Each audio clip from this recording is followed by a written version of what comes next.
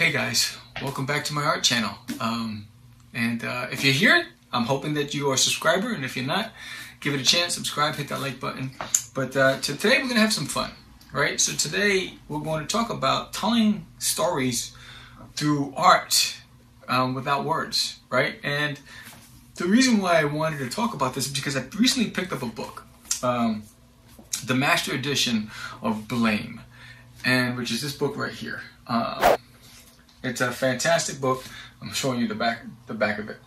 This book right here, and it's by Tsutomu Nihei, and he's been in the game forever, since I think '95 when he first submitted Blame, and been producing this, and he's worked everywhere from Marvel. He's done a lot of different projects, won a lot of awards.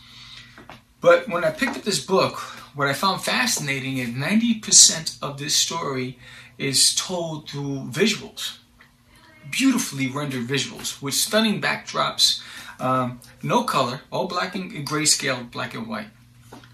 And it really got me to thinking about the impact of on the creative process and on your growth process and on your journey. So for me, I'll give an example. When I draw duty for designating on my toilet, I start off with the visuals and then I write the story afterwards, right? So in my mind, I see a clear picture of the story. I know where it's going. And so when I picked this book up, and one thing that it did was it forced me to try and anticipate what I think would happen next. You know, as I'm watching this journey of this one figure, I'm exploring with him. I feel like I'm in this story. I think he did a fantastic job of being able to draw me in personally as the reader, into the world that he built through just visual arts.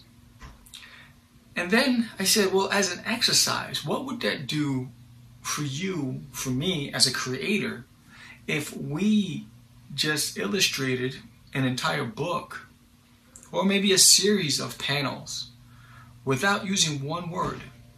What would it do for you from the creative process, and how would the reader be influenced by it? Will it draw them in? You know, will it get them to really want to know what happens next? Do they feel like they're part of it? That they're writing the story with you? And so I'm going to show some of the pages from this, but then what I'm going to do is we're going to have a little exercise. I'm going to have some fun. I'm going to show some of the page, some single images that I used when I was promoting my book for Designated on My Toilet, and I used these single images of duty. And I want to see, and hopefully you'll participate in this, and we'll ask a series of questions. I want to see what you think is going to happen next.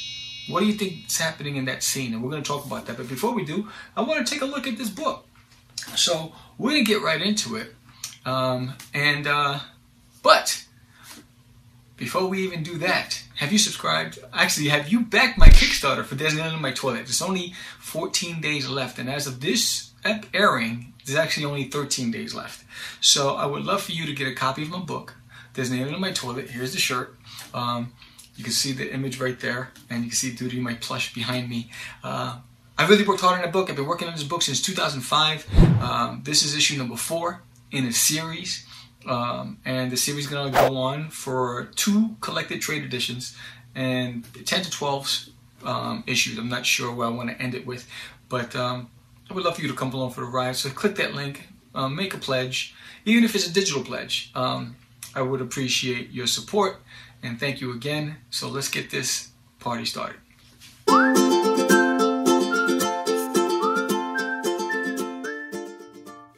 Okay, so I have the hiccups. Anyway, so you're probably asking, what is Blame? For some of you who've never heard of it, here's the plot. In the post-apocalyptic future, the complex networks of machines have created chaos, and the human world was destroyed. The robots known as the Constructor continued to build a meaningless structure with no one to guide them. Soon these cities reach out to the outer planets, and another breed of life form emerges. Follow the journey of a strange man named Killy in his search for the understanding of the chaotic world being run by silicon life forms out to destroy him and every living thing in their path. I have to say, if the premise doesn't grab you, the visuals will. So, and what I mean by visuals, when you look at this, so it starts off with some text, but then the text just vanishes, and you rely on the storytelling. When I read the scenario, I thought about the plot, the premise. I thought about like Terminator. I thought about iRobot. I thought about all these things, right? We keep hearing that, you know, humans will be destroyed by technology. Well, here it is. Here's this guy walking by himself. He's just a young girl, and they're traveling through what was a structure that was built by these AIs. And you're relying on the visuals to tell you the story. And, you know, you have to read from right to left when with manga, but the drama, the intensity in the eyes, the lighting, all of these things bring you into this world. You know, all you need is mood music, really, you know, to get your heart racing. Because if you read this in solitude, you know, by yourself, no distractions, in a nicely dim lit room, you're really gonna get caught up in these scenes. Look at this, you know. So the action, the drama, the intensity. First of all, the question I would ask is, how is any human gonna ever survive this? It's just over, you know. It's just over. You know, find a little hole in the wall and don't come out, because they're gonna find you. But anyway, just look at each page. Some of these panels are vast, and some of them are close up. And when they close up on the scenes, you just can't help but feel what the artist or the character is feeling. And the artist did a fantastic job of being able to convey the emotion. You know, silent films has been around for a long time. But the visual arts through comic books, I mean, until I came across this book, I didn't even know that this was possible. And just look at this amazing, vast structure, this illustration. It's fantastic, right? So what are you thinking? What do you think he's thinking as he's navigating through this chaotic world? Is he thinking, is my life over? Is he asking himself, why am I doing this? What's my purpose? At what point does he have a defeatist mentality when you see all this chaos around him and all this death and destruction? At what point do you say, I'm finished, I'm done, I can't do this anymore? Right? And here's where he introduces a new character. I mean, just look at the scene as they approach. And he's sitting in solitude. What do you think they're thinking? You know, the dog approaches. Obviously, they recognize each other. They know who each other is. Would you be relieved knowing that a companion has showed up and you're not at it alone? So give it a shot. Try your hand at telling a story without words, and pick up a copy of this book if you don't own it already. Now let's get into the exercise. Alright, so here's the first scene. Here's Duty in the desert, holding a document in his hand, with his other hand to his waist. What do you think he's thinking? Why is he in the desert? What is he searching for? What do you think will be his next move? So all these questions, I am hoping that you, as the reader, is asking yourself. Did you ask yourself those questions? You know, one of the important questions is, what do you think he's going to do next? Right? If you had to guess, what do you think is going to happen next? What do you think that would be? Let's see. And then tell me if you're right.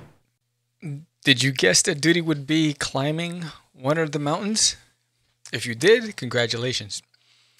But here's the fun part, right? So now he's on a mountain, he's holding onto a rope, and he's still looking at that document. Did you determine that that document was a map? I know that was the first thing I would have thought. It would, for me, it could have gone either way. You could have said it's a map or it's a note with clues, right? And then he needs to try to decipher the clues. But now he went from being in the desert to now rock climbing. What is he thinking of finding that he will find when he gets to the top? Do you think you know what it is? Or is that where your head's at? Is it he just wanted to get a better vantage point, which is why he went higher? There could be so many different directions to go with this. What do you think? Put it in the comments below. I'd love to hear what your thoughts were. Now what? So, whoa, how did Duty get into a cave? Now he's in a cave. So he's scaffolding down a cave, right? It's almost like Indiana Jones. Whoa, what is he looking for in this dark cave? How did he get to the dark cave? What's the purpose? What is he going to find? Is he looking for treasure? That might be it. It could be buried treasure. Maybe he's on the hunt for treasure. Or maybe his UFO. Maybe he lost his UFO and he's trying to find where his ship is. Or maybe he's trying to find someone. What do you think could be happening in this scene? And this is the exciting part, because you, as the viewer, get to decide or tell your own story and become just engaged with the character. Are you engaged? Do you want to know what happens next? What do you think is going to happen next? He's going down into a cave. What's going to happen next? I wonder. Let's see. Are you right?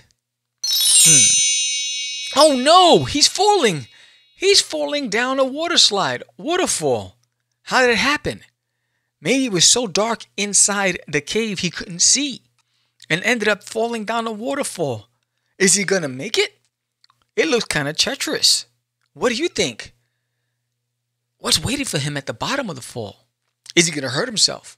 Is there going to be a large fish ready to just eat Duty up when he gets to the bottom of that? Can Duty swim? He is an alien. That's a good question. Can he swim?